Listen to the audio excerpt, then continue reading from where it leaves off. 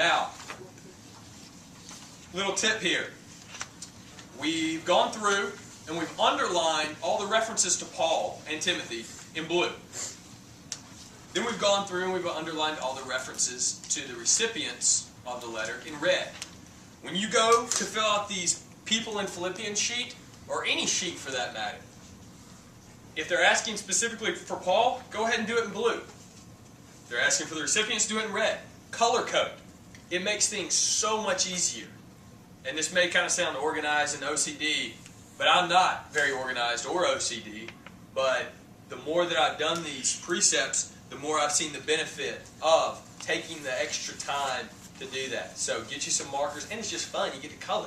Like I said before, it's one of my favorite parts of Philippians, or about precepts. They love coloring. So we're going to keep going. We're still talking about Paul. We're going to keep going, and we're going to ask some deeper questions about Paul. What is Paul's relationship with God? How does Paul describe his attitude in respect to his relationship with Christ? What are the instructions to the Philippians about their relationship and attitude towards Christ? What does Paul say about joy and rejoicing? What instructions does Paul give concerning joy and rejoicing? Alright, so y'all see, this is going to take some time to go through. You know, you don't need to just sit down 5 minutes before small group and go. That's not going to work. You have to prepare. And like I said, just break it up. We've got it broken up in days. We're actually doing about 3.5 days worth of stuff right now. And usually we'll take almost the entire hour to sit here. We'll be very interactive. I want y'all to have these charts done. And so it's not me going back to my charts. I literally just want to put what's on your chart up here, and we talk about it. And we discuss that. So that's how we see this going. Some weeks Debbie will teach, some weeks I will teach, some weeks Justin will come in and teach. But we want this to be interactive. We want this to be our own huge small group here. This is a family. We get to dive into the Word together. But this is much more comprehensive. This is throughout all 4 chapters. So we'll just start in chapter 1. Does anybody see any answers to these questions? And you should have these questions in your packet if you can't see these up here. What is Paul's relationship with God? Anybody tell me that one?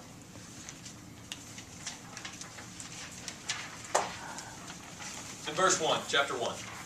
Slave of Christ Jesus. Yeah, he's a bondservant.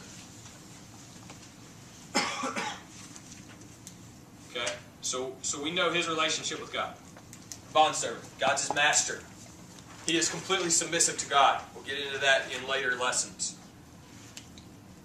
All right. How does Paul describe his attitude in respect to his relationship with Christ? Still in chapter 1. What does it say? In 20 through 23, he talks about not wanting to do anything that causes him shame, but always showing his love for Christ. Boom. In verse 20 it says, Christ be exalted. It's perfect. And if any of y'all, side note, if any of y'all know where we can get one of those huge standing, on little things that make it stand right here, glass whiteboard, we would love those. They're really expensive, so if anybody has access to one, I want that for Christmas. What else? Where else do we see Paul's attitude towards Christ, or his instructions to the Philippians about their relationship? Does anybody see any references? In 27, he says, conduct yourselves in a manner worthy of the gospel of Christ. Exactly. Yeah, that's a very clear command.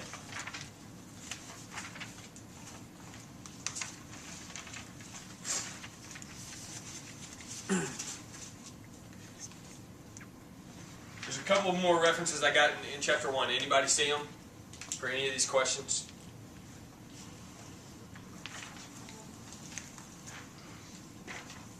Wait, did you say anything else in chapter 1 about any of the questions? Mm-hmm.